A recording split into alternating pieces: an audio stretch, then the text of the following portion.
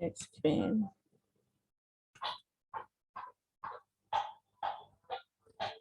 Baik.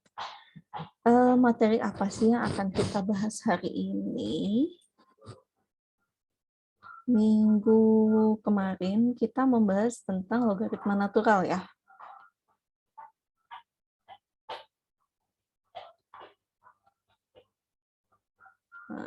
Kemarin kita membahas tentang logaritma natural. Logaritma natural itu bentuknya apa? Biasanya dilamakan dengan ln X. Cuma kalau waktu di SMA dulu mungkin yang apa namanya yang dipahami gitu ya, dibahas di dalam kelas itu penulisan ini muncul karena bentuk E log X. Jadi sebagai bilangan logaritma yang berbasis bilangan real bilangan natural atau bilangan Euler. Nah, dan ini bisa dihubungkan dengan bentuk kalau misalnya kita punya ln X sama dengan katakanlah Y begitu ya. Berarti ini kan E log X sama dengan Y, dan ini akan berlaku kalau bentar, saya lupa. E pangkat Y sama dengan X. Gitu kan ya. Nah, dan fungsi E yang dipangkatkan sesuatu ini dikenal juga sebagai fungsi eksponensial. Nah, tapi apakah betul gitu ya? Nah, kalau dari yang kita pahami minggu kemarin, sebetulnya kan fungsi logaritma natural itu didefinisikannya sebagai nilai integral dari batas 1 sampai X dari fungsi 1 per T dt gitu ya. Jadi luas daerah yang dibatasi oleh sumbu X, fungsi 1 per T, kemudian batas kiri kanannya itu 1 dan X gitu ya. Terus apa hubungannya gitu ya? Kenapa bisa jadi muncul fungsi eksponen? Padahal di sini ada bentuknya itu 1 per T. Nah, di sini kita mau bahas ya, munculnya dari mana sih fungsi eksponensial ini? Oke, kita lihat dulu. Nah, fungsi, aduh saya lupa nghapusin suaranya lagi. Oke ya, jadi sebetulnya karena fungsi logaritma natural itu merupakan fungsi yang satu-satu dan pada. Apa itu satu-satu? Satu-satu bukan jadi nyanyi ya, satu-satu aku sayang ibu. Tapi maksudnya satu-satu itu setiap nilai X ini dipasangkan dengan jelas tepat satu buah nilai Y ya. Kenapa? Karena dia merupakan fungsi. Kalau digambarkan gimana? Ya, kalau kita punya, ya namanya apa? Diagram Venn ya. Misalnya kita punya himpunan A dan B gitu. Nah, setiap ini ada unsur-unsur di himpunan A dan ini ada unsur-unsur di himpunan B, mungkin lebih banyak gitu ya. Nah, setiap unsur A-nya ini dipasangkan dengan tepat satu buah unsur di himpunan B. Ini merupakan sifat sebagai fungsi ya. Fungsi itu harus well defined. Artinya apa? Satu buah unsur di dalam domainnya harus dipetakan dengan tepat satu buah unsur di kodomainnya. Ini kok yang ini jomblo, nggak nempel ya. Terus, tapi selain satu buah unsur di A dipasangkan dengan tepat satu buah unsur di B, tapi masing-masing unsur B yang punya pasangan di A, pasangannya itu cuma satu, gitu. Jadi Anda bayangkan ini sekelompok perempuan, yang ini sekelompok laki-laki, gitu ya. Jadi setiap perempuan ini dipasangkan tepat dengan satu orang laki-laki, gitu. Tapi laki-laki yang tidak jomblo, gitu ya, dia tidak mendua, tidak poligami.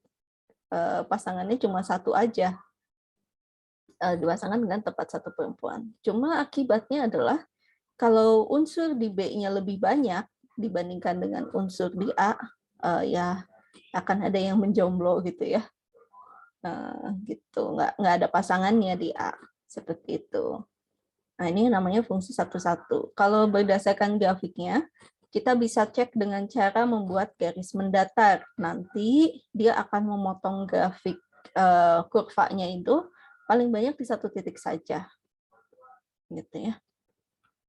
Nah, kemudian fungsi bersifat monoton. Artinya apa? Artinya fungsinya mungkin naik terus atau turun terus gitu ya. Ini artinya monoton murni. Jadi tidak ada konstan. Fungsinya tidak mungkin konstan. Jadi kemungkinan fungsinya naik terus atau turun terus. Kemudian ya seperti ini ya. Tapi sebetulnya selain satu-satu dalam hal ini dia juga perlu bersifat perlu pada enggak ya? Kayaknya enggak deh. Ya, jadi kalau yang namanya fungsi pada apa? Kalau pada itu saya tulis di sini ya.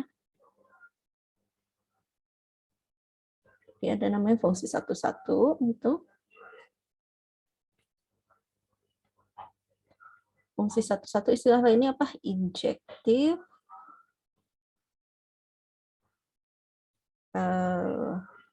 Bahasa Inggrisnya apa ya? One to one, kalau nggak salah. Oke, jadi ini A, ini B. Katakanlah A-nya punya 4 unsur, B-nya tapi punya lebih banyak. Nah, ini satu-satu ya. Jadi A, tidak ada dua buah nilai A yang dipetakan ke unsur yang sama di B. Seperti ini. Nah, terus ada lagi yang namanya fungsi pada atau surjektif.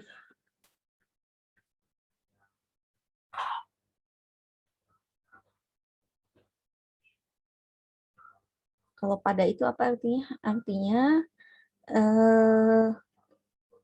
Artinya setiap unsur di A ini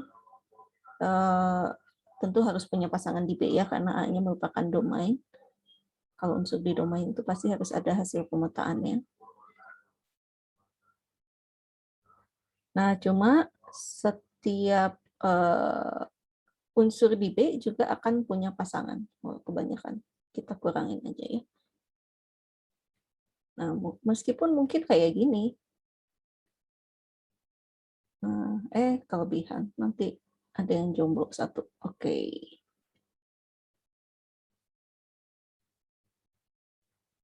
Oh, warnanya mungkin harusnya saya bedakan ya. Kita ke warna biru deh.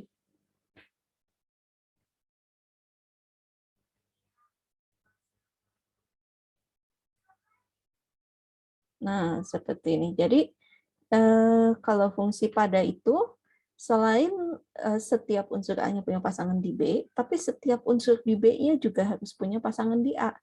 Artinya apa, kalau A-nya ini kelompok perempuan gitu ya, B-nya kelompok laki-laki, ya setiap perempuannya jadi nggak boleh ada yang ngejomblo gitu ya, cuma dengan jumlah laki-laki yang lebih sedikit harus diperbolehkan poligami gitu. Jadi di sini ada unsur B yang punya pasangan 2 gitu di A. Seperti ini. Nah, ini yang namanya fungsi pada. Tentu yang idealnya adalah yang satu-satu dan pada, atau istilah lainnya apa? Satu-satu dan pada. Istilah lainnya adalah bijektif. Nah, pada fungsi satu-satu dan pada, syaratnya yang pertama tentu unsur di A ini harus sama banyaknya dengan unsur di B. Kenapa? Karena setiap unsur di A-nya punya tepat satu pasangan di B, dan juga sebaliknya setiap unsur di B juga punya tepat satu pasangan di A. Gitu. Ya mungkin aja sih ininya agak terbalik-balik gitu ya. Nah, mungkin seperti ini. Tapi semuanya apa namanya? Ya, semuanya monogami gitu ya. Setiap unsur di A dipasangkan dengan tepat satu unsur di B, tapi setiap unsur di B juga punya tepat satu pasangan di A. Ini.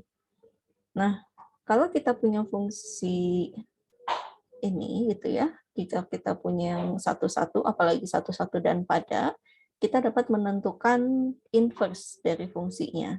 Kalau secara geometri, cara untuk mendapatkan inverse fungsi itu adalah dengan membuat pencerminan kurva fungsinya terhadap garis Y sama dengan X. Nah, jika kita lihat di sini ya, misalnya ini fungsi fx-nya, oke, dia fungsinya satu-satu. Cirinya apa? Cirinya tinggal kita buat garis horizontal, kita geser ke atas ke bawah, pastikan bahwa hanya memotong paling banyak di satu titik. Gitu. Maka dia adalah fungsi yang satu-satu. Nah, kemudian kita buat garis Y sama dengan X, ini yang garis titik-titik, dan cerminkan grafik fungsinya terhadap garis ini. Nah, maka kalau kita punya garis yang merah, hasil pencerminannya kan garis yang hijau. Gitu. Nah, ini yang akan menjadi fungsi inverse-nya. Yang ini gimana? Ya, contoh lainnya ya, ini kalau misalnya ini fungsi G-nya seperti ini fungsi yang satu-satu juga, terus berarti ada inverse-nya, kita cerminkan terhadap garis Y sama dengan X, maka hasilnya seperti ini. Nah, dan di sini ternyata ya kalau kita punya grafik fungsi logaritma natural, ini kan fungsinya naik terus, ya enggak? Jadi asalkan X-nya positif, lebih besar daripada 0, dia nilainya ada dan akan selalu menaik. Semakin besar nilai X-nya, nilai fungsinya juga akan semakin membesar gitu ya. Kenapa? Karena kan kita ngitung luas daerah dengan batas 1 sampai X, semakin besar nilai X-nya, berarti kan luas daerahnya juga akan semakin membesar. Nah, seperti ini. Terus, berarti kita dapat membuat pencerminan terhadap garis Y sama dengan X seperti ini, didapat hasil pencerminannya itu garis yang hijau. Yang perlu diperhatikan apa? Oke, ciri-cirinya jadi berbalik ya. Yang tadinya kita punya ln 1 kan sama dengan 0. Nah, berarti inverse-nya pada saat 0 nilainya 1. Ini pada saat X 0, nilainya menjadi 1. Kemudian, dia fungsi ln X itu tidak pernah menyentuh sumbu Y. Artinya apa? Pada saat kita punya X-nya sama dengan 0, dia tuh tidak akan ada nilainya ya. Hanya saja semakin mendekati ke 0, dia menuju negatif tak hingga. Berarti kalau balikannya akan berbeda gitu ya. Di sini ya akan berbalik gitu. Artinya apa? Artinya semakin nilai Y-nya mendekati ke 0, semakin nilai Y-nya menuju ke tak hingga. Sebentar. Terbalik ya. Jadi semakin X-nya menuju ke negatif tak hingga, nilai Y-nya akan semakin menuju ke 0. Gitu. Yang ini kan pada saat X menuju 0, Y-nya menuju negatif tak hingga. Kalau ini jadi dibalik. Saat X-nya menuju negatif tak hingga, Y-nya akan menuju 0. Gitu ya. Nah, ya seperti itu. Kemudian fungsi yang seperti ini dinamakan sebagai fungsi eksponen. Gitu dari X. Fungsi eksponen natural. Didefinisikannya seperti ini. Jadi kalau X sama dengan eksponen Y, ini berlaku jika dan hanya jika Y ini sama dengan logaritma natural dari X. Nah, karena dia merupakan fungsi inverse, maka akan saling menghilangkan. Maksudnya apa? Kalau kita punya eksponen dari ln X, eksponen dan ln ini akan saling menghilangkan, dan nilainya akan sama dengan X.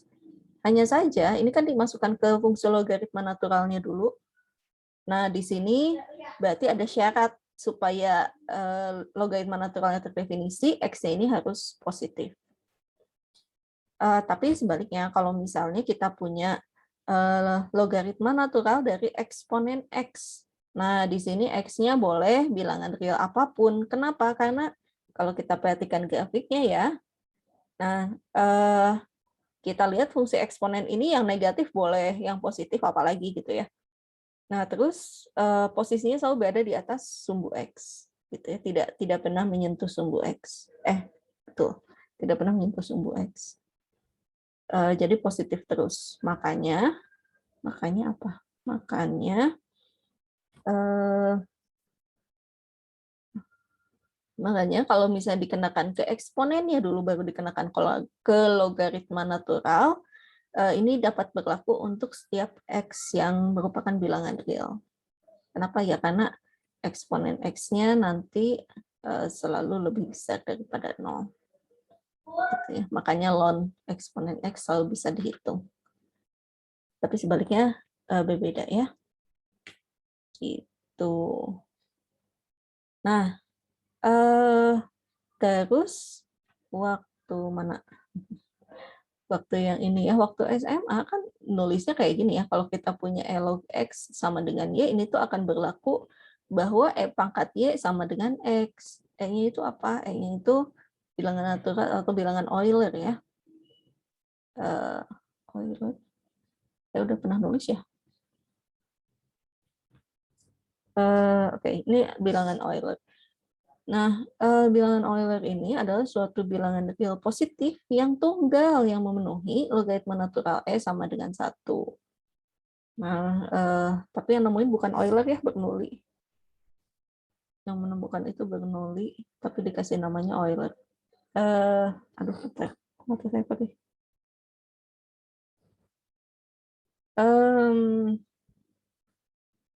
Oke. Jadi Bernoulli itu mencari kapan? Aduh, sebentar. Kayaknya saya harus pakai obat tetes mata dulu. Perih banget. Bentar ya. Saya pause dulu. Oke. Sampai mana tadi? Ya, jadi si Bernoulli itu mencari kapankah logaritma natural ini menghasilkan nilai 1 pada saat bilangan apa. Ternyata nilainya itu sekitar 2,718 sekian sekian sekian sekian. Dan diberi nama bilangan Euler gitu ya. Angkanya tidak cantik-cantik amat, tapi ya seginilah nilainya. Kemudian kalau kita perhatikan gitu ya, oh ya, jadi kalau ln E-nya sama dengan 1, berarti ini eksponen dari 1 itu sama dengan E.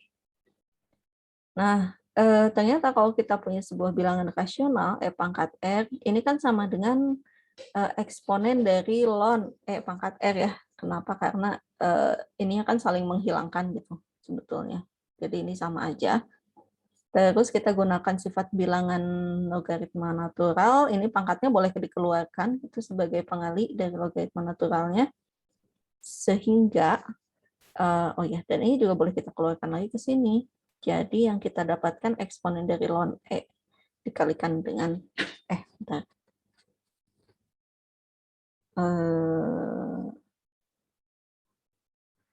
Oh maaf, salah. Jadi ini tuh jadinya eksponen. Kenapa jadi hilang? Bentar. Mama di mana? Pensil?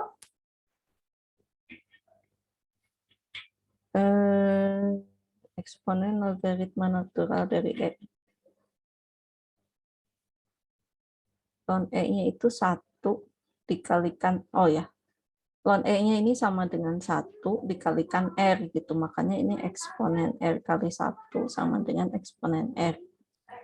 Seperti itu. Nah, jadi sekarang sih secara umum kita jarang menuliskan eksponen dari X, tapi biasanya kita menuliskannya E pangkat X. Itu, ini munculnya dari mana?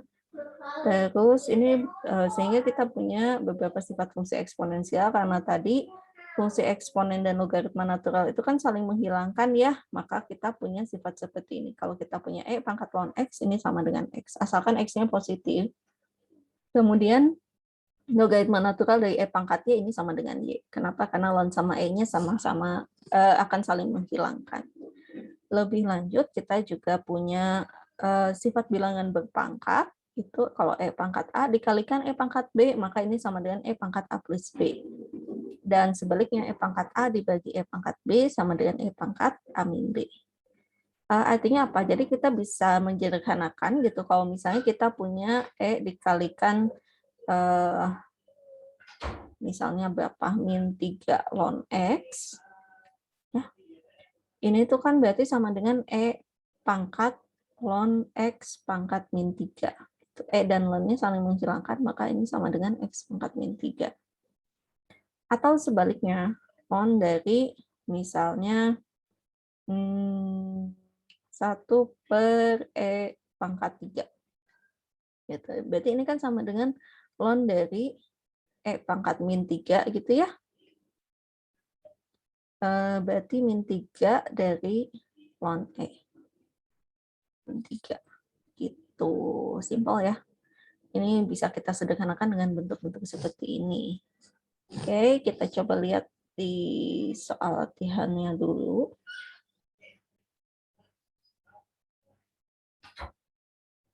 Mana ya soal latihan yang pertama.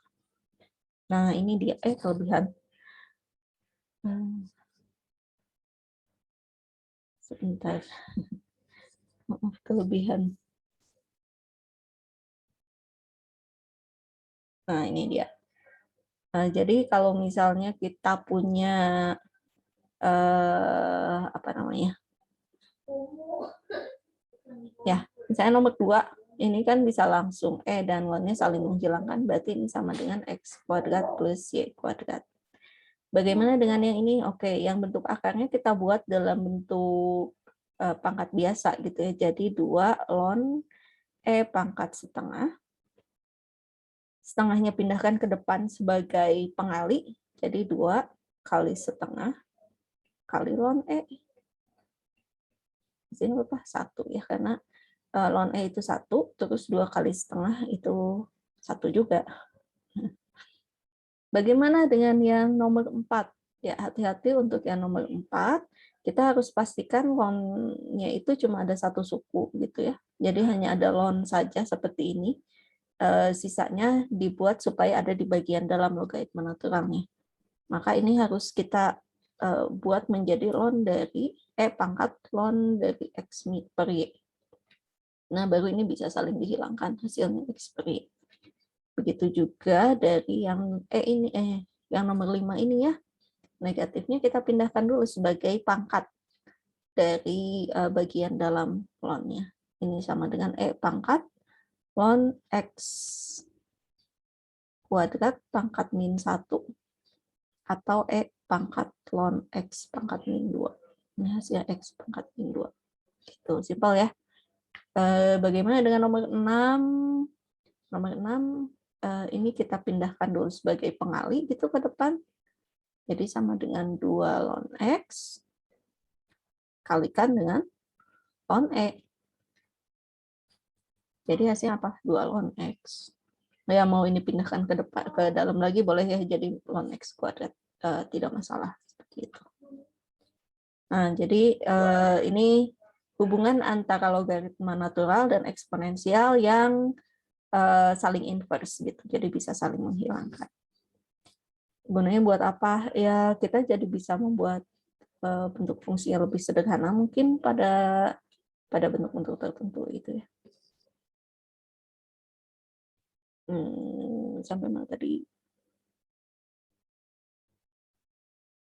Oke, kelebihan.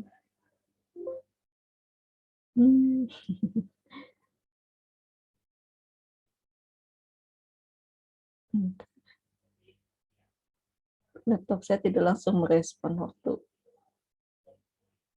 mau ganti halaman. Oke. Nah, karena kita kuliah kalkulus gitu ya, maka kita harus berbicara turunan dan integral. Nah, bagaimana turunan dari fungsi eksponen? Untuk mendapatkan turunan dari fungsi eksponen, kita misalkan dulu eksponen X, E pangkat X ini sama dengan Y. Nah, kita kan tahu ya, kalau ln Y, kita tahu turunannya. Dan kalau kita tuliskan ln Y, ini kan sama dengan ln E pangkat X. Berarti ln dan E-nya saling menghilangkan, hasilnya sama aja dengan X. Gitu ya. Terus kita turunkan sebelah kiri dan kanannya. Turunan dari ln Y kan 1 per Y dikalikan Y aksen. Turunan dari X, 1 gitu ya. Akibatnya kita dapat 1 per Y dikalikan Y aksen sama dengan 1. Atau Y aksennya sama dengan Y. Kembalikan lagi ke bentuk semula Y-nya. Nah, kita dapatkan bahwa turunan dari E pangkat X ini sama dengan dirinya sendiri. Nah, tapi kalau cuma ini aja kan nggak menarik ya. Makanya kita coba lihat bentuk umumnya. Yaitu kalau kita punya E pangkat U, turunannya adalah E pangkat U dikalikan U aksen. Contohnya, kalau kita punya, saya pindah ke sini dulu. Ke kanan aja ya. Paling bawah, pasti mana? Oke, di sekitar sini mungkin. Sekarang kita lihat turunan fungsi eksponen.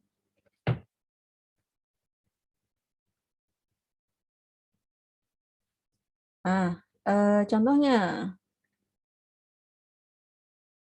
kita punya turunan, coba kita tulis dulu, pangkat, apa ya, misalnya X kuadrat per X plus 1. Tuh, ini F ya. Kita mau mencari F aksen, berarti kita misalkan dulu U-nya sebagai X kuadrat dibagi X plus 1, supaya ini nanti hasilnya adalah E pangkat U dikalikan dengan U aksen. U aksennya apa ya? Oke, berarti ini kita harus lakukan pemisalan dulu. Pemisalan apa? Pemisalan kalau ini tuh jadi V aksen W dikurangi V, W aksen dibagi W kuadrat ya di sini. Oke, berarti V-nya adalah X kuadrat, V aksennya 2X, W-nya adalah X plus 1, V aksennya apa? 1 ya. Oke, turunannya apa ini? Turunannya berarti V aksennya adalah 2X, kalikan X plus 1, dikurangi V-nya X kuadrat, kalikan W aksen 1. Dibagi dengan X plus 1 kuadrat. Atau apakah bisa kita sederhanakan? Bisa ya, ini menjadi 2X kuadrat plus 2X min X kuadrat. Dibagi X plus 1 kuadrat. Bisa disederhanakan lagi, bisa ya. 2X kuadrat kali X kuadrat, ini X kuadrat plus 2X dibagi X plus 1. Gitu. Sehingga seperti ini. Ini U aksennya ya. Kita akan masukkan ke atas. Hasilnya adalah E pangkat. U-nya apa? X kuadrat dibagi dengan X plus 1 kalikan dengan X kuadrat plus 2X dibagi dengan X plus 1. Seperti itu. Ribet ya, sedikit. Kita perlu menyederhanakan pangkatnya. Enggak disederhanakan sih, cuma maksudnya di ini bagian pangkatnya perlu kita cari turunannya seperti apa. Apakah ada cara lain? Sepertinya sih enggak ada ya dalam hal ini. Kita coba lihat ada di soal latihannya ada yang perlu kita bahas.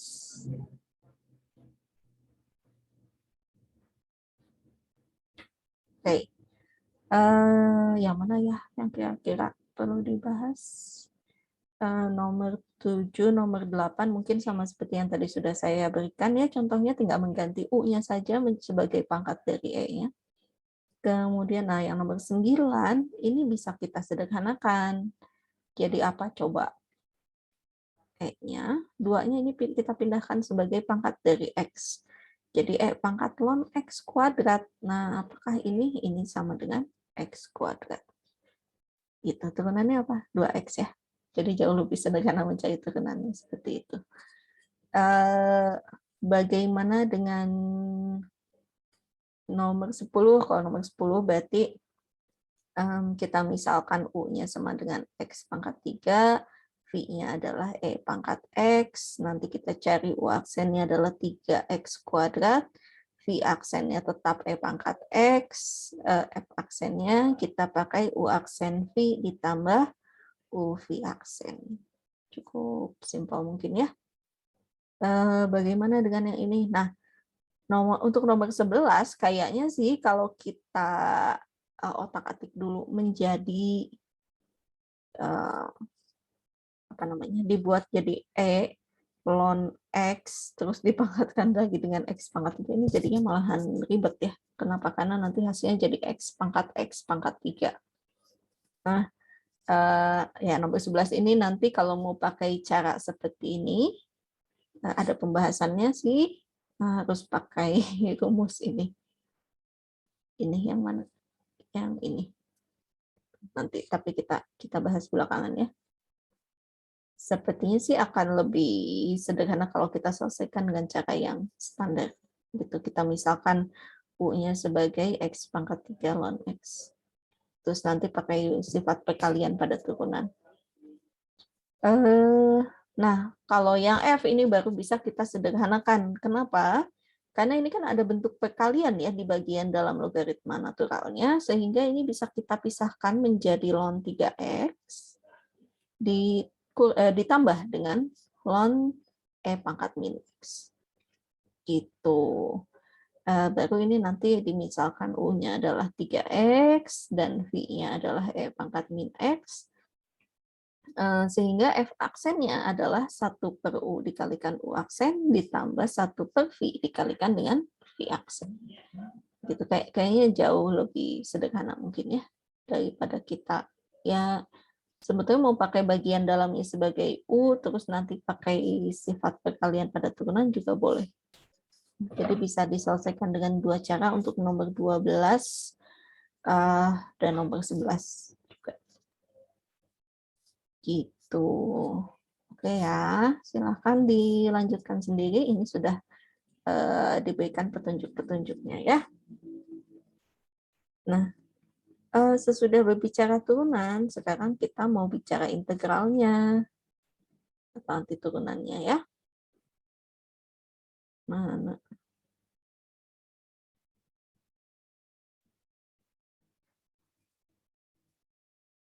Nah, tadi kan kita punya turunan dari pangkat X ya dirinya sendiri gitu. Dan ini berlaku untuk setiap X yang bilangan real gitu ya.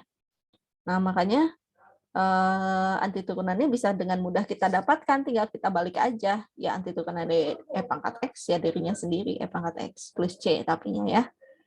Nah, secara umum kita bisa buat integral dari pangkat UDU adalah pangkat U plus C.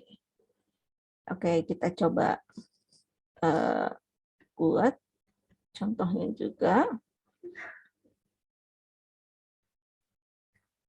Dari turunan, sekarang integral dari fungsi eksponen.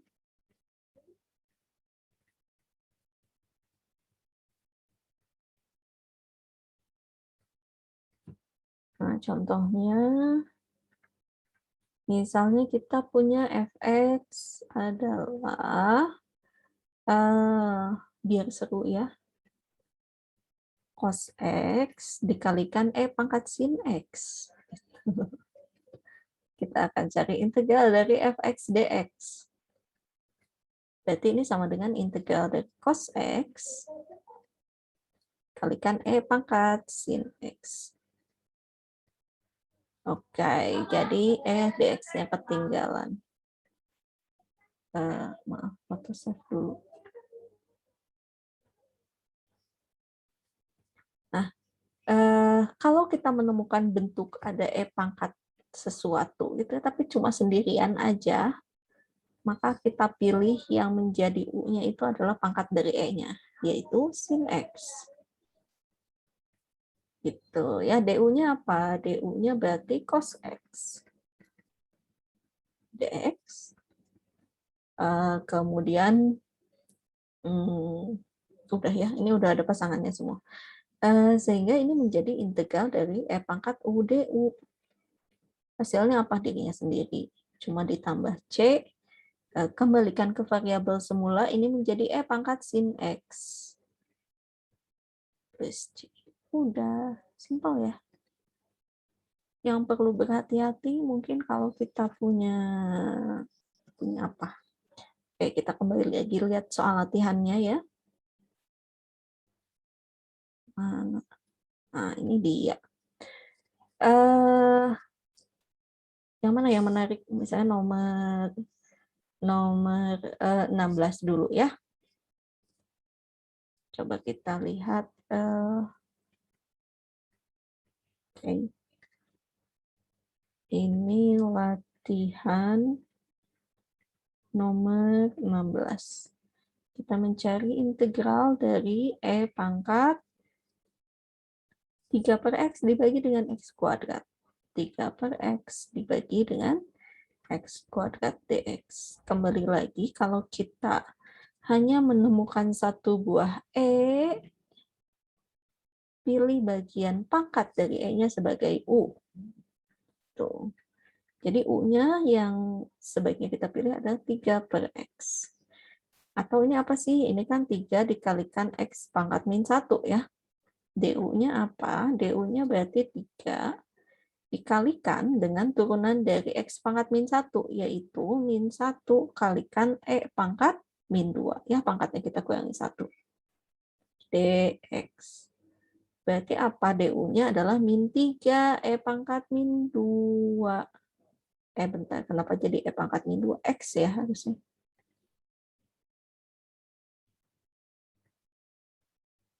X pangkat min 2. Kenapa masih E juga? X pangkat min 2 dx. Oke.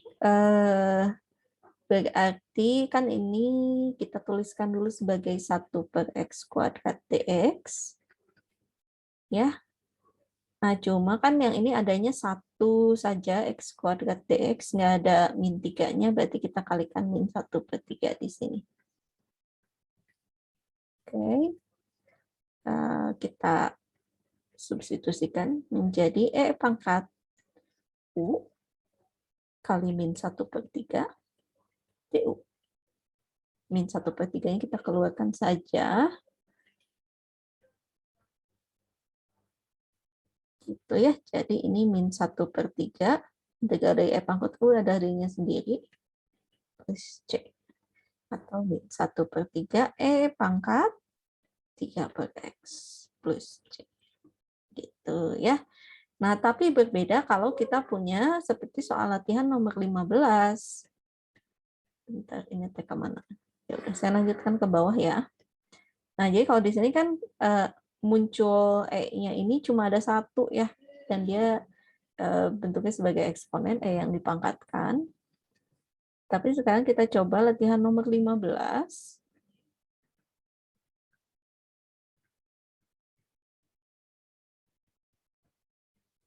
Nah, yang latihan nomor 15 ini sedikit berbeda. Kenapa? Karena ada 2. Gitu. E pangkat X-nya ada di atas dan ada di bawah. E pangkat X dibagi dengan E pangkat X min 1 dx. Yang kita pilih yang mana yang pangkatnya tidak 1 ya. Kenapa? Karena yang ini kan berarti E pangkat X pangkat 1. Ini berarti sama saja dengan E pangkat X min 1 dipangkatkan dengan min 1. Ya, karena sebagai pembagi. Gitu. Jadi yang kita misalkan sebagai U, sebaiknya yang bawah, E pangkat X kurangi 1. Turunannya apa ya? Turunan dari E pangkat X, dikitnya sendiri, E pangkat X. Turunan dari min 1, 0. Nggak usah kita tulis ya. Jadi seperti ini. Sudah ya, berarti ini kita punya, ini adalah integral dari 1 per U kali 1 per U du. 1 per U du apa? Integralnya bukan jadi 1 per 0 kali X pangkat 0 ya, maaf, kali U pangkat 0 ya, tapi ini harus pakai ln mutlak dari U plus C. Atau kita kembalikan ke variabel semula, ln mutlak dari E pangkat X min 1 plus C. Nah, saya harap tidak ada yang terlalu kreatif dan menuliskan ini menjadi ln E pangkat X dibagi dengan ln min 1 ya. Maaf, dibagi dengan ln 1. Nah, terus ini ditulis jadi X dibagi 0. Ya, jangan ya. Ini tidak sama dengan seperti ini. Kenapa ya? Yang ada itu apa? Yang ada itu sifatnya kalau ln misalnya ln pangkat X dibagi 1 gitu. Nah, ini baru kita bisa tuliskan sebagai ln pangkat X dikurangi dengan ln 1. Oke. Tapi tidak, kalau bagian dalamnya pengurangan nggak boleh kita tulis seperti ini ya.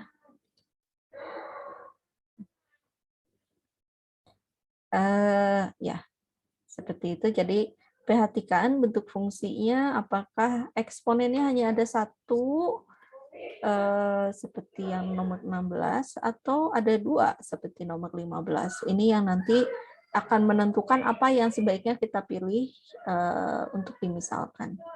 Gitu. Apakah ada yang perlu dibahas lagi?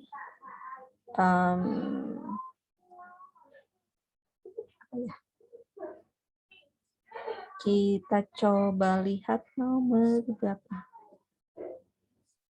Yang lainnya mungkin bisa ya, tinggal mensubstitusikan saja batas-batasnya seperti apa. Substitusikan, ya saya berikan contoh nomor 17 gitu, jadi ini sama dengan pangkat X, terus masukkan batasnya ln 2 sampai ln 3. Jadi ini sama dengan pangkat ln 3 kurangi pangkat ln 2. Hasilnya apa? 3 kurangi 2, 1 gitu ya. Simpel ya. Untuk yang lainnya bisalah tinggal dicari dulu anti turunannya gimana, terus disubstitusikan batas atasnya, nanti dikurangi dengan batas bawahnya. Gitu. Perlu petunjuk. Ya sudah saya tuliskan bahwa di sini U-nya adalah 3X plus 1. Untuk yang ini U-nya adalah X kuadrat min 3, gitu ya. Nanti DU-nya berarti 2X dx. Nah, ini udah ada X dx-nya, harus dikalikan min 1. 15, 16 sudah kita bahas. Yang di sini U-nya juga adalah 2X plus 3. Yang ini U-nya adalah akar X, ya, atau X pangkat setengah. Nanti DU-nya apa? DU-nya adalah 1/2 akar X. dx, ya. 1/2 akar X dx. Nah, kalau yang ini U-nya sama dengan X pangkat 4. Gitu ya. Nah, seharusnya cukup mudah untuk dicoba sendiri.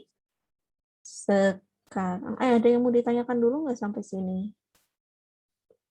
Mungkin udah cukup banyak ketemu ya terkait dengan integral dan turunan dari fungsi eksponen ini di SMA.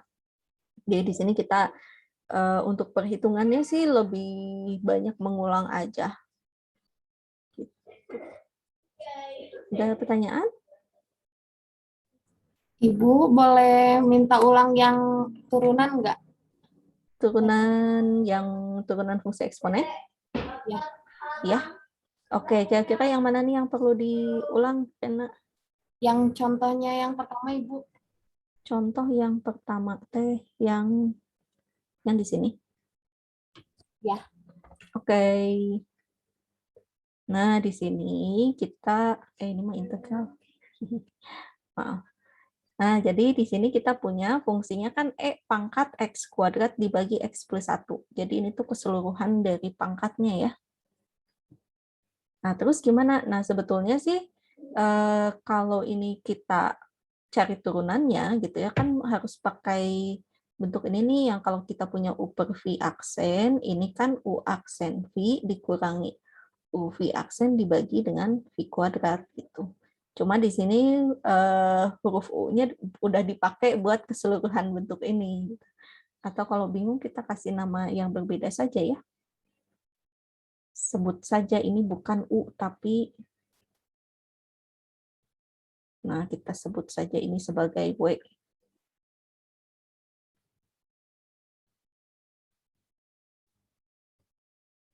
Sebentar, ininya mah sama aja sih belakangnya. Itu apa? T. Nah, tidak kreatif ya. Saya sebut saja ini alfa. Jadi ini turunannya adalah pangkat alfa dikalikan alfa aksen. Gitu ya.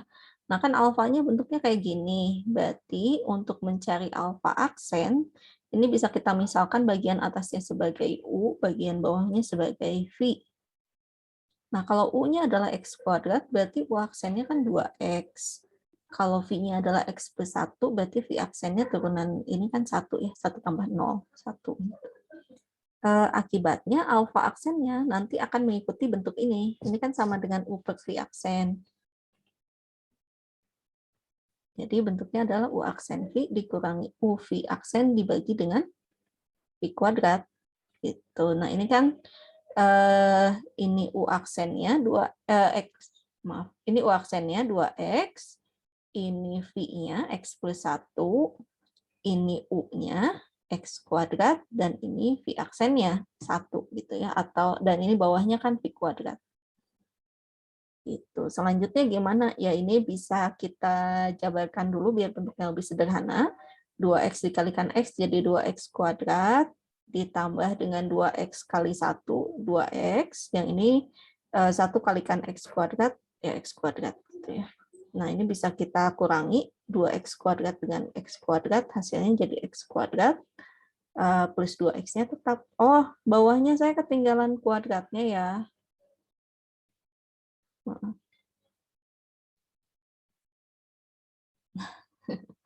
Ya, jadi bawahnya tetap X plus 1 kuadrat. Ini X plus 1 kuadrat. Terus, jadi turunan dari fungsi F-nya adalah E pangkat alfa dikalikan alfa aksen. Kembalikan ke bentuk variabel semulanya. Alfanya adalah X kuadrat dibagi X plus 1. Alfa aksennya yang ini, X kuadrat plus 2X dibagi dengan X plus 1 dikuadratkan. Gitu. Ini agak ribet karena mungkin bentuk pangkatnya agak ini ya, agak rumit dicari turunannya. Kalau mau yang lebih sederhana, kita coba lagi ya. Misalnya kita punya, ya kalau yang simple, misalnya fx sama dengan E pangkat 3x kuadrat min 5x gitu ya. Nah berarti kan U-nya adalah 3x kuadrat min 5x. U aksennya apa? U aksennya berarti 6x min 5. Nah, dari sini kita akan dapatkan F aksen X-nya adalah E pangkat U dikalikan U aksen. Atau E pangkat, terusnya saya agak ke bawah nulisnya. Ini E pangkat 3x kuadrat min 5x dikalikan dengan turunan U-nya 6x min 5. Gitu. Jadi tingkat kerumitannya sih ditentukan sama bentuk pangkat dari E-nya ini kayak gimana. Kalau sederhana mencari turunannya ya hasilnya sederhana, tapi kalau agak ribet ada bentuk pembagian ya nanti hasilnya seperti ini. Gitu Rena, apakah sudah cukup? Sudah Ibu, terima kasih. Oke, sama-sama. Ada pertanyaan lagi dari yang lain?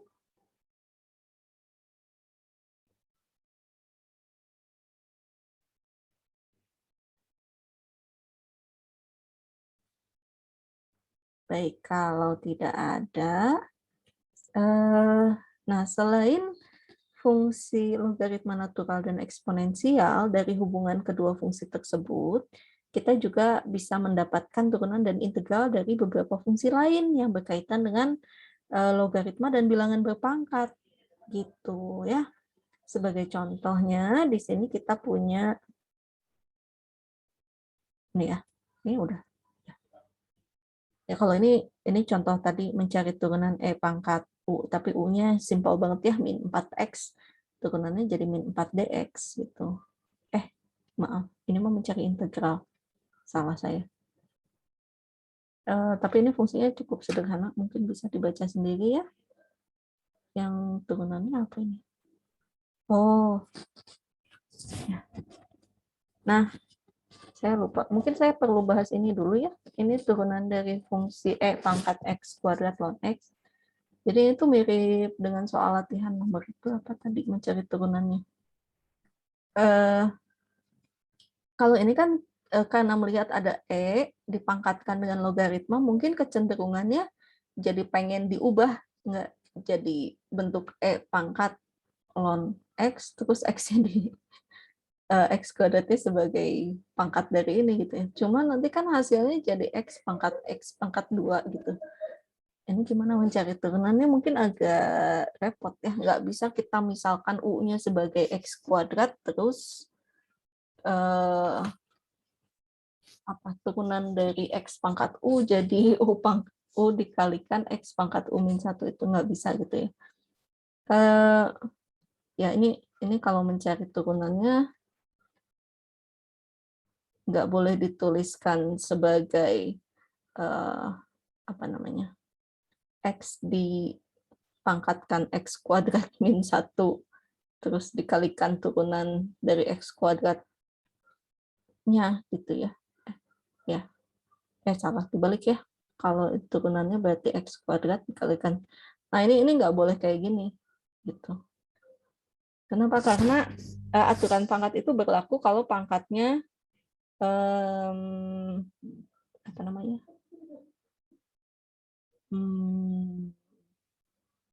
Bentar, saya bingung. Oh ya, kalau pangkatnya konstan, ya nggak, aturan pangkat untuk turunan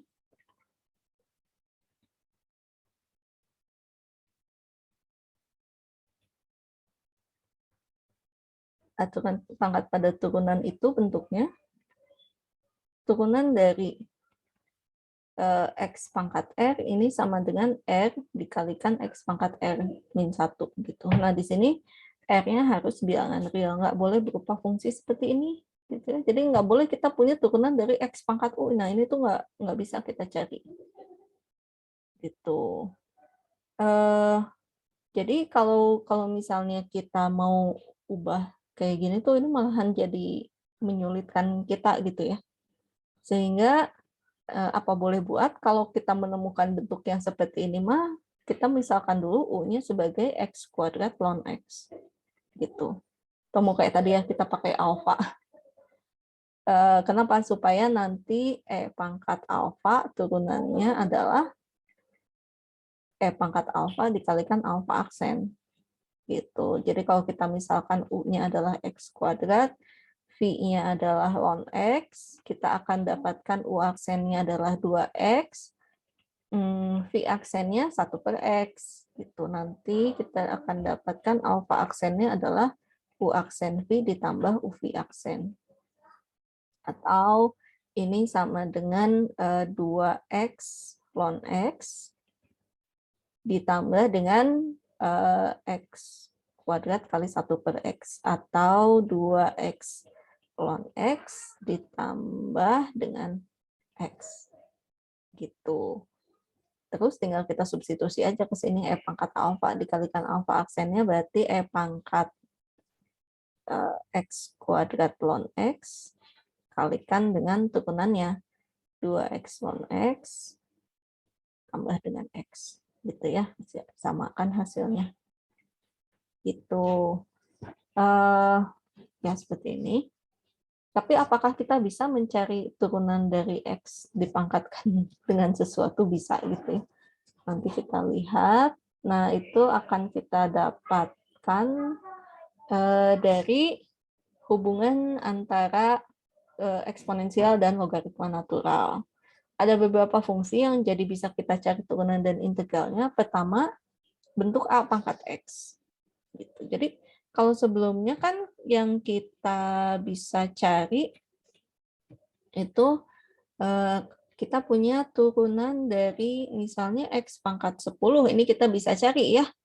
Jadi 10 X pangkat 9. Gitu. Nah, tapi kan kita nggak bisa mencari turunan 10 pangkat X, hasilnya berapa. Nah, jadi berdasarkan hubungan antara logaritma biasa dengan logaritma natural, itu bisa kita tuliskan seperti ini. Jadi A pangkat X itu kan berarti ini sama dengan E pangkat ln A pangkat X gitu ya. Ya, karena E dan ln-nya kan saling menghilangkan, berarti ini sama aja dengan A pangkat X. Terus X-nya dipindahkan sebagai pengali, maka ini hasilnya jadi seperti ini. Gitu. Terus dan sebaliknya juga gitu ya, berarti kita bisa menuliskan ln dari A pangkat X ini sama dengan ln dari E pangkatkan dengan X ln A. Nah, ini kan saling menghilangkan juga, akibatnya dia akan sama dengan X ln A. Kalau gitu, turunan dari A pangkat X, ini adalah A pangkat X dikalikan ln A. Kenapa? Dari sini ya. Ada yang bingung nggak? Jadi, kan ini berarti turunan dari E pangkat X ln A. E ln A. Berarti ini kan E pangkat U dikalikan U aksen, E pangkat U-nya E pangkat X ln A, U aksennya apa? U aksennya berarti U-nya berarti kan X dikalikan ln A gitu ya. U aksennya berarti 1 dikalikan ln A. Karena ln A ini adalah sebuah konstanta, sebuah bilangan. U aksennya berarti ln A saja. Atau ini E pangkat X ln A itu kan A pangkat X, maka ini hasilnya A pangkat X ln A. Gitu. Kemudian, oh ya, jadi kita bisa menghitung ini sama dengan 10 pangkat X dikalikan ln 10. Gitu ya. Jadi apa? Misalnya kita sekarang punya ln dari 2 pangkat X kuadrat plus 1. Hasilnya apa ya? Berarti harusnya dapatnya adalah 2 pangkat X kuadrat plus 1 kali dengan ln 2. Kalikan lagi dengan turunan dari X kuadrat plus 1. Atau hasilnya jadi 2 pangkat X kuadrat plus 1 kalikan dengan ln 2, kalikan lagi dengan 2X. Tapi ingat, ini tidak dikalikan ke dalam sini ya, karena ini pengalinya untuk keseluruhan logaritma naturalnya. Sebaiknya kita tulisnya jadi 2X, 2 pangkat X kuadrat plus 1, ln 2. Itu. Atau kalau mau dimisalkan dulu boleh gitu ya, kita misalkan U-nya adalah X kuadrat plus 1, U aksennya adalah 2X, jadi turunan dari 2 pangkat X kuadrat plus 1, ini adalah 2 pangkat U kali ln 2, kalikan lagi U aksen. Nanti hasilnya jadi seperti itu. Ya. Nah, bentuk lainnya adalah gimana kalau sekarang kita punya integral dari A pangkat X dx. Nah, kembali lagi, kalau sebelumnya kita bisa mencari integral dari X pangkat 10 dx, ini bisa pakai aturan pangkat ya, yaitu X pangkat 11 dibagi 11 plus C tentunya.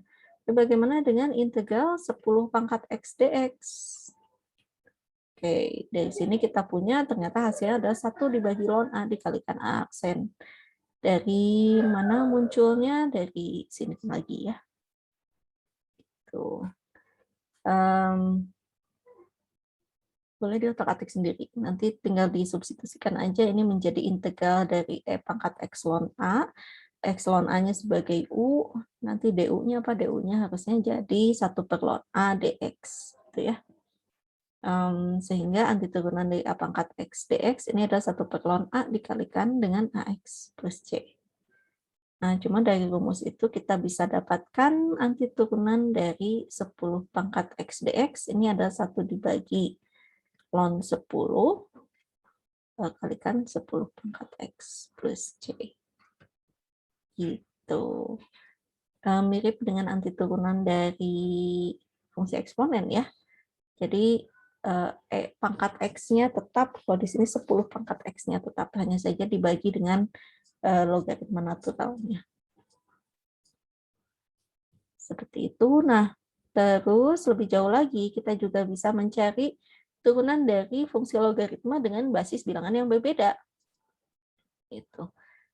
Dari mana munculnya? Nah, kita tahu bahwa kalau kita punya A log X, ini kan bisa kita tuliskan sebagai pembagian dari dua buah bilangan logaritma asalkan basisnya sama ya. Jadi dalam hal ini kita boleh pilih ini sama dengan ln X dibagi dengan ln A. Oh, kalau gitu turunan dari A log X ini adalah turunan dari ln X 1/X kalikan dengan 1/ln A ya, dia sebagai konstanta. Atau sama dengan 1/X ln A. Ini bisa kita gabungkan.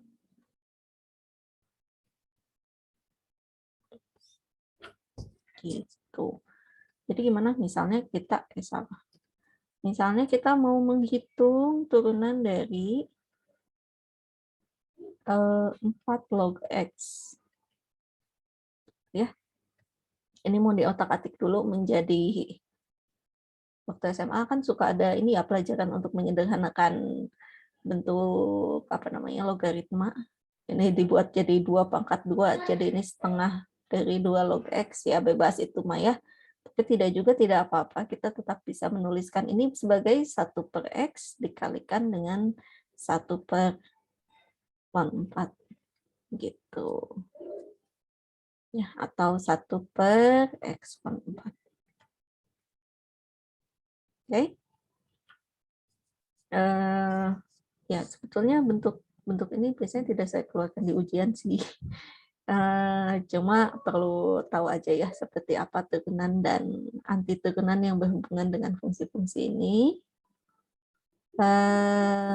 Oke, ini ada contoh lainnya, silahkan dibaca saja, tidak terlalu berbeda dengan apa yang sudah saya tuliskan tadi. Cuma, oh ya, ini di sini integralnya, gimana kalau integralnya jadi X/3 kali X kuadrat? Ya, dalam hal ini berarti kita misalkan U-nya adalah X/3, DU-nya adalah X kuadrat DX, sehingga integral 2/X/3 kali X kuadrat DX ini sama dengan, oh saya lupa 3-nya ya,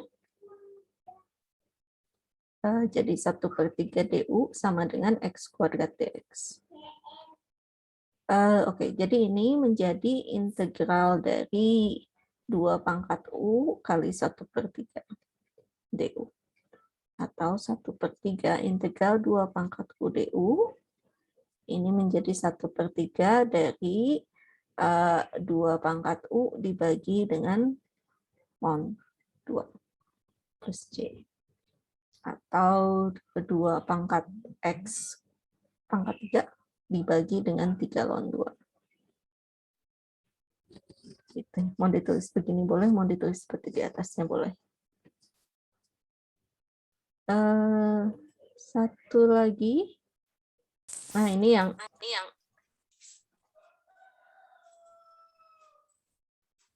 oke. Turunan fungsi berpangkat fungsi itu kalau misalnya kita punya yang tadi ya, kita punya X pangkat X kuadrat gitu. Nah, ini gimana cara mencari turunannya? Ternyata dengan sifat hubungan antara logaritma natural dan eksponensial, kita bisa menuliskan kalau misalnya F-nya adalah G pangkat U, dua-duanya berupa fungsi dalam variabel X, maka ln F-nya ini kan sama dengan ln G pangkat U ya, atau U ln G. Akibatnya turunan dari ln F-nya nanti seperti ini, 1/F dikali F aksen sama dengan U aksen ln G ditambah U per G aksen. Jadi F aksennya adalah F dikalikan U aksen ln G ditambah U per G aksen. Oke, jadi turunan dari bentuk ini perlu kita misalkan dulu, berarti G-nya sama dengan X, U-nya sama dengan X kuadrat, gitu ya. Kemudian G aksennya adalah 1, U aksennya adalah 2X. Maka turunan ini apa? Turunan ini adalah F, jadi dirinya sendiri X pangkat X kuadrat, dikalikan dengan U aksennya 2X, ln G, ln X, gitu ya, ditambah U dibagi G, X kuadrat dibagi X, dikalikan dengan G aksen 1. Atau ini hasilnya adalah X pangkat X kuadrat kali 2x ln x ditambah dengan x. Gitu. Kalau kita bandingkan dengan yang sebelumnya gitu ya, yang tanpa kita otak-atik dulu fungsinya.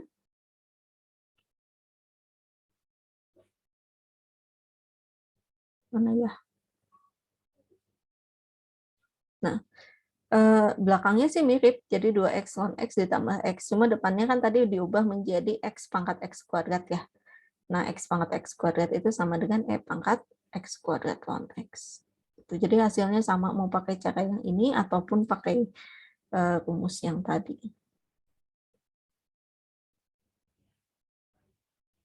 Nah, yang ini ya. Gitu. Lebih suka yang mana? Bebas sih. Kalau saya lebih suka yang dengan cara biasa karena males ngapalin rumusnya.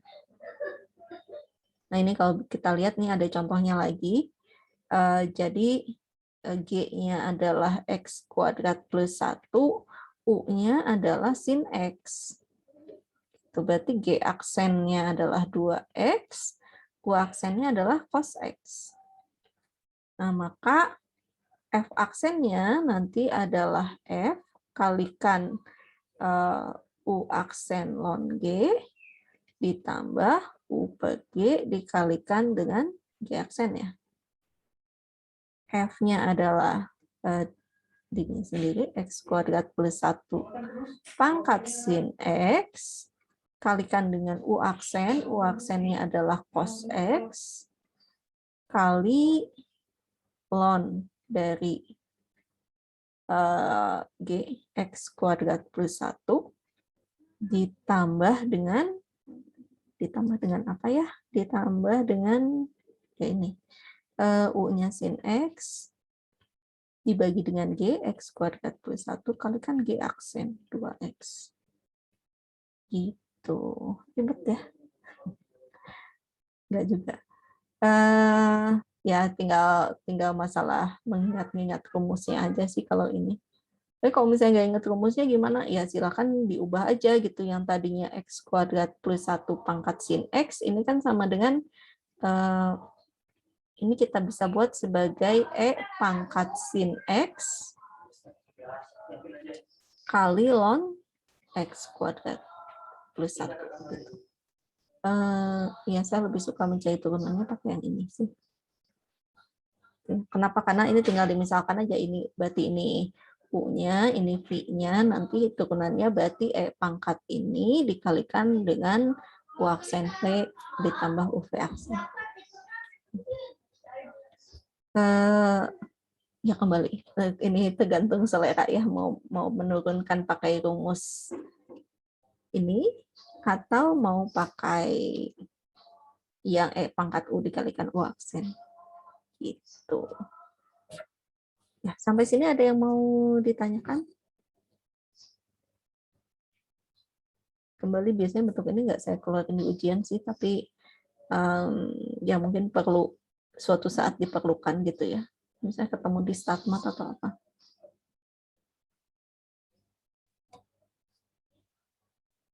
Oke, kalau tidak ada pertanyaan, saya mau bahas tugasnya. Mana tugasnya? Bukan yang ini ya. Ini mau backup-annya. Tugas minggu ini.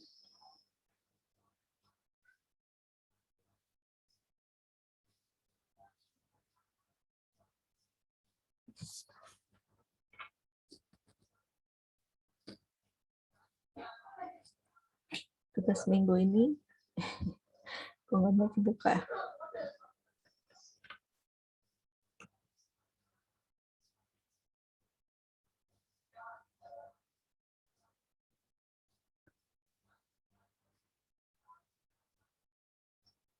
Oke, contoh tugas minggu ini.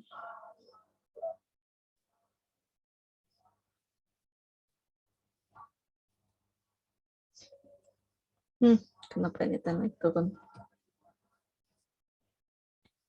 Oke, jadi saya tulis di sebelah mana, di bawah sini saja ya.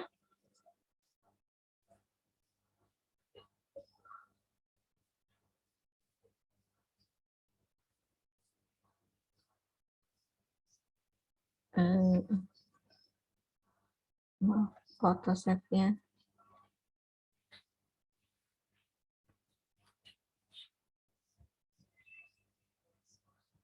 Baik, kita lihat contoh tugas kelima ya.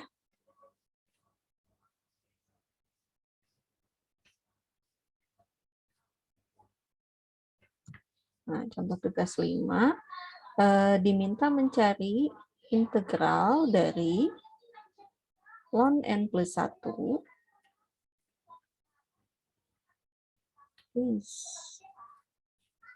sampai ln p plus 1 dari e pangkat mx ditambah dengan n tambah p tambah m dx. Seperti biasa, kita akan memanfaatkan NPM jadi-jadian ya. Yang mudah-mudahan suatu saat betul-betul kejadian. Jadi apa nih? Soalnya menjadi integral. Ln n tambah 1 berarti 3 tambah 1, 4. Sampai dengan ln 2 tambah 1, ln 3. E pangkat mx berarti 1x gitu ya, ditambah n tambah p tambah m. 3 tambah 2 tambah 1 itu 6 dx.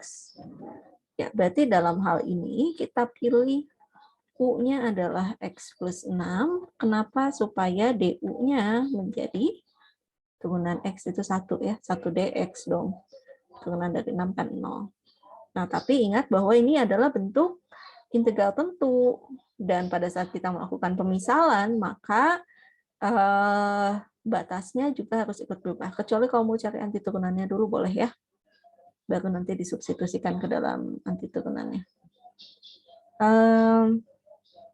Ya mungkin masih ingat ya, ada waktu itu ada cara 1, cara 2, mau mengikuti yang mana bebas.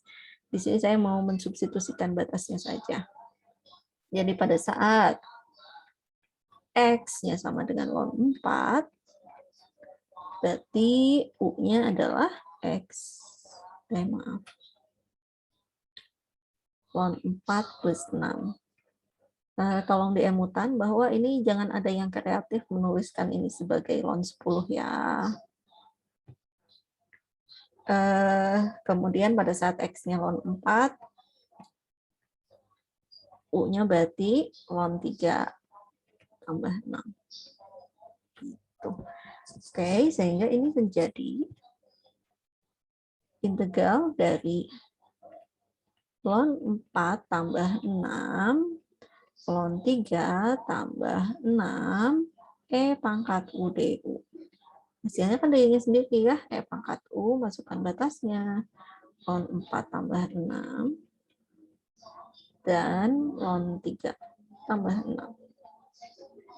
Jadi hasilnya adalah E pangkat ln 3 tambah 6,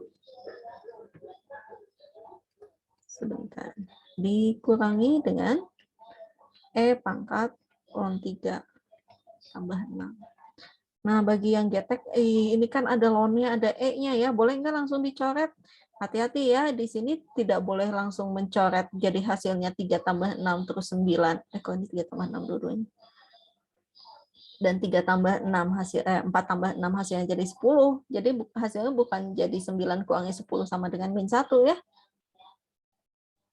Kenapa? Karena ini 6-nya ini ada di bagian luar dari logaritma natural. Silahkan pakai sifat bilangan berpangkat dulu kalau mau diotak-atik. Ini menjadi E pangkat ln 3 kalikan E pangkat 6 dikurangi E pangkat ln 4 kalikan E pangkat 6. Ini baru dikeluarkan dulu ya E pangkat 6-nya. Hasilnya jadi apa? E pangkat ln 3 dikurangi E pangkat ln 4. Nah, dari sini baru kita bisa sederhanakan. Ini E pangkat 6 kalikan 1, kok 1 sih? 3 kurangi 4. Jadi hasilnya apa? Hasilnya adalah min 1 dikalikan E pangkat 6. Gitu. Oke ya, hati-hati pada saat menyederhanakan. Kalau memang khawatir gitu ada melakukan kesalahan di sini, lebih baik berhenti saja sampai sini gitu ya. Sampai sini juga sudah oke. Daripada memaksakan disederhanakan terus malahan jadi salah gitu ya hasilnya. Oke, sampai sini ada yang mau ditanyakan untuk tugasnya? Ibu, maaf izin bertanya. Iya, Neng. Kurang mengerti di itu Ibu pada saat X sama dengan 4 itu Bu. Yang mana? Yang Ya, ini? X, ya yang itu. Oh, saya salah ya, harusnya atasnya 3 dan 4. Maaf. Ini maksudnya kita menggantikan batasnya dulu loh. Kan tadinya kan ini lon 3. Saya ganti warnanya dulu. Kehapus nggak ya? Oh, enggak. Jadi kan tadinya kita punya batasnya itu lon 4 sampai lon 3 ya. Tapi ini kan batas untuk dx. Nah, sekarang kita mau menggantikan variabelnya menjadi du. Makanya kita perlu menggantikan batas-batasnya juga ke dalam u. Sehingga di sini kita substitusikan. Kalau batas bawahnya itu kan lon. Sebentar, ini enggak saya ganti. Ini lon 3. Nah, batas bawahnya itu kan apa? Batas bawahnya itu kan lon 4 gitu ya. Jadi kita substitusikan. Oh, kalau X-nya lon 4, U-nya itu kan X tambah 6 ya. Maka batas bawahnya menjadi lon 4 ditambah dengan 6 gitu. Ini gantikan ke batas bawahnya. Dan batas atasnya itu kan tadinya lon 3 ya nilai X-nya. Jadi kita substitusikan ke dalam U menjadi ln 3 ditambah 6. Karena U-nya kan X plus 6. Gitu. Cuma hati-hati nggak boleh ditambahkan ke dalam ininya ya. Jadi ln 10, ini jadi ln 9. Gitu. Nah, terus ya jadi ini disubstitusikan ke batas atasnya. Gitu. Ya, jadi nanti kita punya turunan integral dari E pangkat U kan dirinya sendiri E pangkat U, batasnya sekarang ln 4 tambah 6 sampai ln 3 tambah 6. Ini tidak perlu kita kembalikan lagi ke dalam variabel X. Kenapa? Karena batasnya kan udah dalam U, tinggal disubstitusikan aja seperti ini. Gitu, Neng, gimana? Sudah Ya, cukup? terima kasih. Oke, sama-sama. Ada pertanyaan lagi terkait contoh tugasnya?